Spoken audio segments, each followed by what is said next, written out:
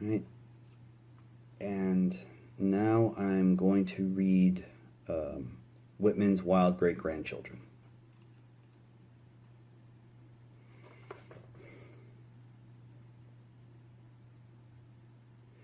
I met my friend in person for the first time at the cemetery gates. The only friend I seemed to have in all of Los Angeles. We walked up the hill to pay our respects to a man who we both knew helped us to be more honest in a way society doesn't like. But society's never really thought much of me to begin with, so fuck it. Meeting this brother in arms of the written word felt like meeting a reflection, knowing of past agonies that had walked parallel roads.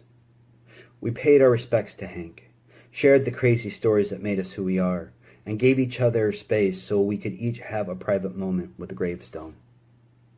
Just as every honest songwriter is a child of Woody Guthrie, blood relation be damned.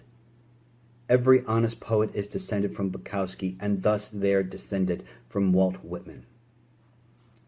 They say that even in the most dysfunctional family, there is love. Well, there is no family more loving or dysfunctional than a family of poets.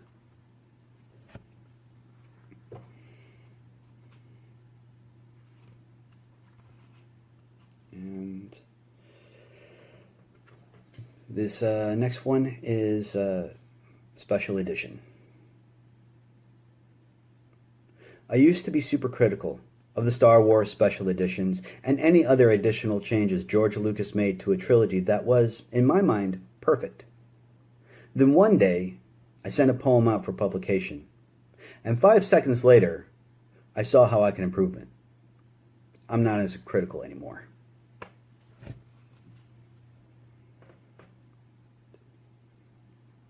Okay? And I can redo any of these things if you need me to, man. The next poem I'm going to read, let's see,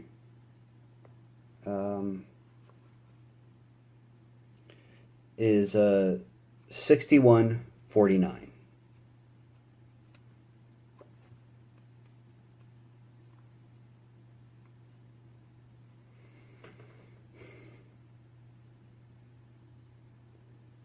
Trekking across the skull of the continent, round the devil's elbow, bound for New Orleans, with old blues highway roads on fire. Everything is out there if you tune to the right frequency. Making sure to pass through the Devil's Crossroads, getting on 61 in Memphis, and going south until we see where souls have been sold. I imagined that when we got there, we would see a young man with the guitar sitting at a corner on the edge of the road. I'd ask him if he was waiting for the devil. Uh-huh, the young man would say. You still come around these parts, I'd ask. Sometimes the young man would say, in fact, y'all better get out of here. The devil don't come if there's crowds, he hates them. I can relate, I would say. But when we got there, all we actually saw was a bunch of middle-aged white men taking pictures next to a giant sign with 3 blue guitars to make sure you know this is the crossroads. Some with their guitars and a glimmer in their eye that at that moment they could almost be Clapton. My friend turned on 49 and made his way down to Mississippi Highway 1 until we hit Rosedale, where MS1 meets Highway 8, where some say the real crossroads are. All that was there was a small grocery store, a middle school, a sign for Piggly Wiggly just off in the distance, and the faint notion that the devil, if he ever was here, hadn't been down this way in a long time. And I'm actually going to read a couple poems to close out from my previous collection that came out last year called Brian Epstein Died for You, also out in Spartan Press. I'll read one from here, another from Love Letter, and then I'll close out with one from here. And this is called Almost.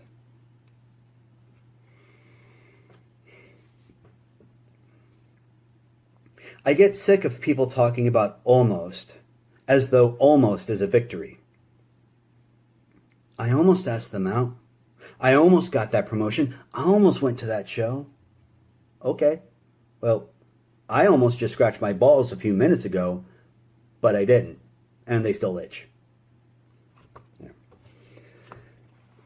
And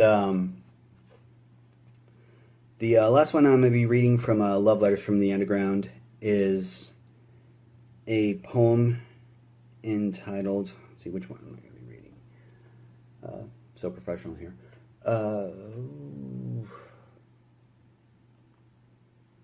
Is probably like the only time that I really get political with poems. It's called Fool's Gold.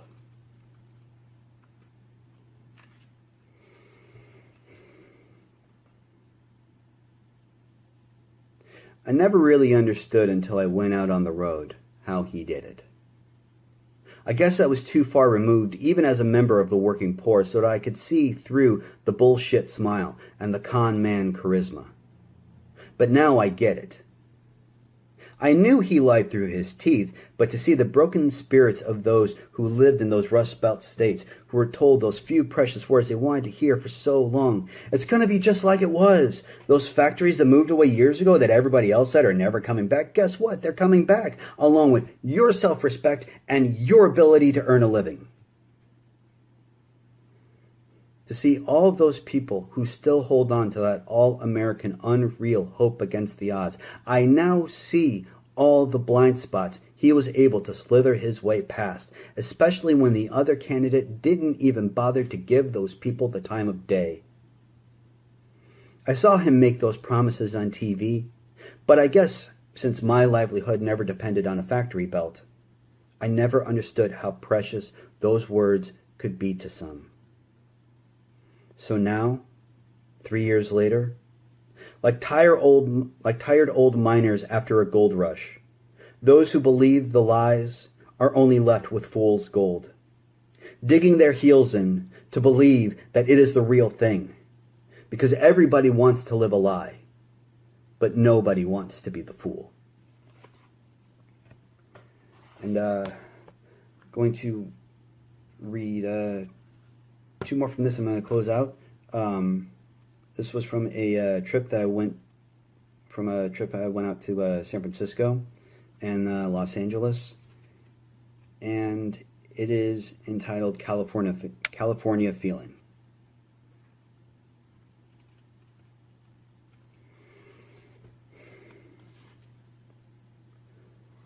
Sunset Boulevard hopefuls all want discovery. Let the ocean wash them all away. Smoke splits blue sky as Gatsby eyes look down. A million different kind of musics blend together as a million languages laugh with each other. Books pass like peace pipes to sidewalk squatters. Don't you understand? We found the main nerve. Sundresses in winter dance to what remains of free love. Puppers only want to cuddle because no one understands unconditional love like dogs. Falling for flapper hat wearing hipster pixie dream girls that seem to be everywhere, typing away on Apple computers. Drinking tea whilst I drink a mocha I could swear is actually just heated chocolate milk. The restless and derivative sell themselves and the great American script in elevators to anybody wearing a blazer with a decent haircut. Sunshine states don't know what to do with themselves when the sun goes down. Tired tears prep second wind, daily grind soundtracks in mono like a one-track mind. California vibrations grow the world. Drink yourself drunk at Vesuvio and stumble down Jack Kerouac Way. Empathic hearts take blame and kiss with kindness all the same.